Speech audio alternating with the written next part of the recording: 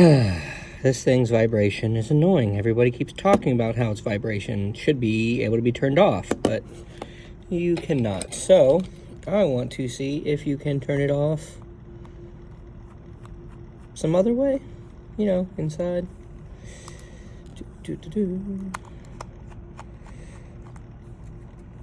you should have given us the option.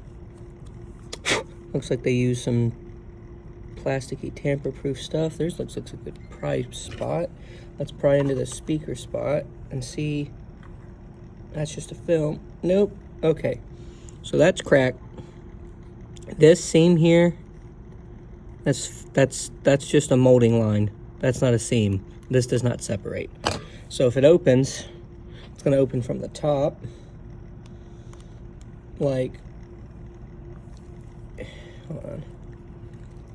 Let's see. Oh yeah, that looks like a spot right there with a line. Yeah, see where the Pokeball line is here on the right side?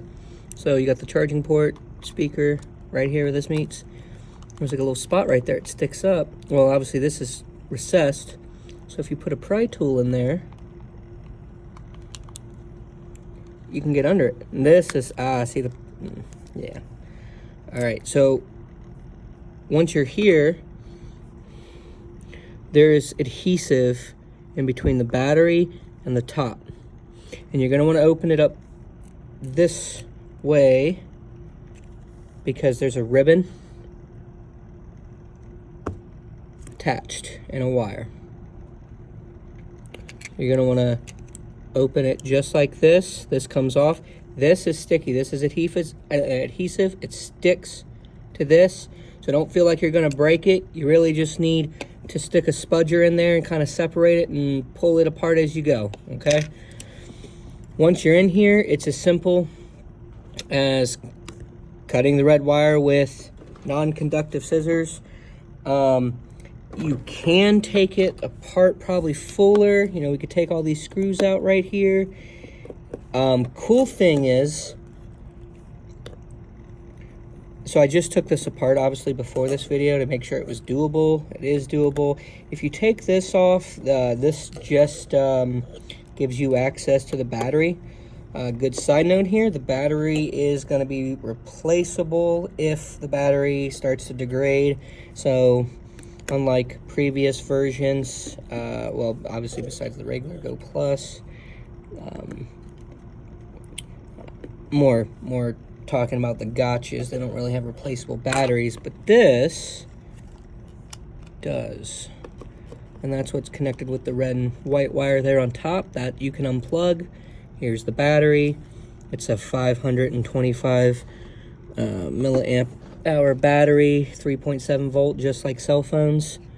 It's just nice that it is replaceable though, so good to know. Vibrate motor. I did try taking these two screws out, but you really do have to pretty much take everything out to get it out. I'm not sure if it's soldered to the main board under there or not. I guess we could find out real quick. I don't mind. But personally, I was just gonna cut mine. I don't ever want the vibrate working, so I don't really care. I was gonna take some ceramic scissors and cut it. Let's see.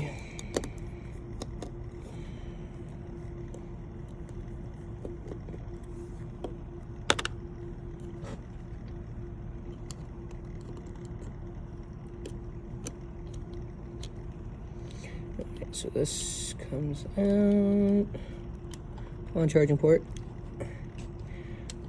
I know I could have just disconnected the ribbon, but honestly, ribbons are annoying sometimes, especially with how little room they have, so it's easier to just get that out of your way and take out the third screw. I have not taken this board up personally yet. I haven't seen anybody who I haven't seen a disassembly video for this, so figured I'm not going to be the only one that's annoyed with the vibrations. So yep, it is soldered to the main board. It's not a plug on the bottom.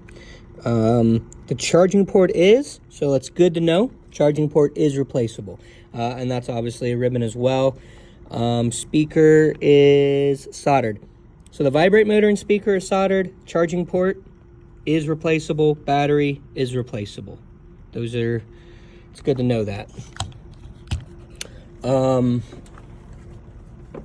This unit is on, so if I hit the button, it would, I think, light up. Yep. Until you unplug the battery, these are always on if they got charged. So you're gonna, if you want to disable the vibrate motor, personally, I would just use non-conductive scissors. I'm just gonna personally snip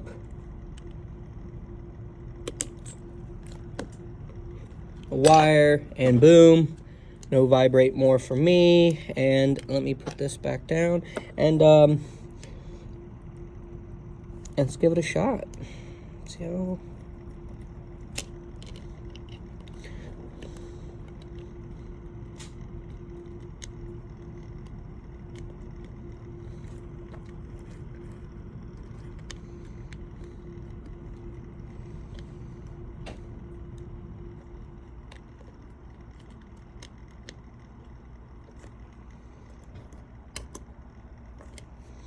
Oh man, it's kind of annoying to get back in there, isn't it?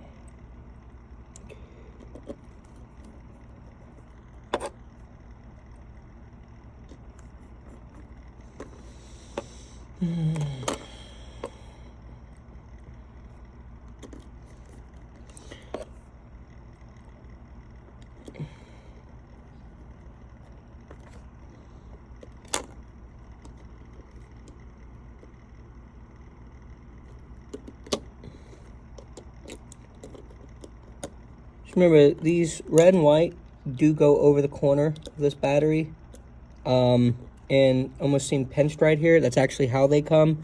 So just make sure that if you do take the battery out for any reason, that you put it back, that wire, the way you found it, so it doesn't actually get pinched by something that's not supposed to, for being in the wrong place.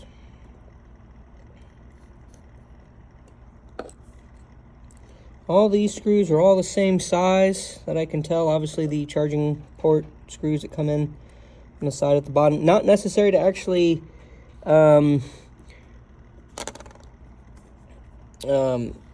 take it out, I thought, because I thought that was a fake seam, but they really do go into the top of that. So make sure you do take those out.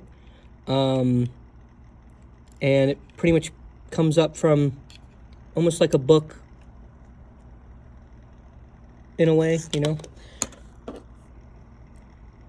You just don't want to rip that ribbon though, because then your device will not work. So you don't want to go around the edge with something sharp like that. Once you start prying it from the left of the charging port, it opens the opposite way. Don't open it from the other side. You will rip that ribbon and you will no longer have a device that functions. And as for putting this back down, does have a couple clips. The side where the ribbon goes, that actually tucks under a little bit, and these have to line up. So tuck that piece up under there. You'll feel it grab, and then you can just push this back down, and put your bottom two screws in, and you're good to go. I've got some Pokemon here. I'll do another little video of it working with no vibrations now, because this is the first time I'm going to test it with no vibrations. And that's how you pretty much disable the vibrate. I mean, you could technically unsolder one if you have a little soldering gun. It's not very hard to do. If you ever want to be able to, I mean, all you'd have to do is desolder just like the power and from the board and put it back, and then at least you could put it right back. Or now if I wanted to put it back, I'm gonna have to, you know, skin that wire a little bit on each side, put them together, put a little solder and a little bit of tape around it just to get my vibrate back, if I want vibrate back, which I don't. But that's how you disassemble it.